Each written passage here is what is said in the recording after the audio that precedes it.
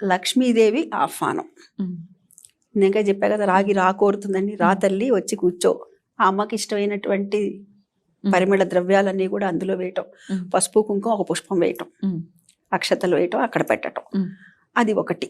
రెండోది ఏంటంటే, చూడగానే ఇంట్లో లోపలికి సింహద్వారం దగ్గర పెట్టడానికి గల కారణం, లోపలికి వచ్చేటప్పుడు ఎవరన్నా దృష్టి దోషం, కళ్ళు చెప్పలేము. మనలో కూడా చూడండి 75% నీరుంది మనలో, 70% ఉంది మనలో నీరు. అది ఉప్పు మరి దానికి లాగేస్తుంది వెంటనే. అందుకనే మరి అంటారు కదా, నర్ల దిష్టికి నరరాళ్ళు పగులుతాయి అనేసి అంటారు కదా. అందుకని చెప్పి ఈ దృష్టి దోషాలు లేకుండా ఉండటానికని ఆ చెంబు పెడతారు. రాగానే మొట్టమొదట ఏం చేస్తారు, కన్ను చెంబు మీద పడుతుంది, గుమ్మం దగ్గర ఉన్న చెంబు మీద పడుతుంది. అప్పుడు ఆ దృష్టి మొట్టమొదటి దృష్టి అటు వెళ్ళిపోతుంది.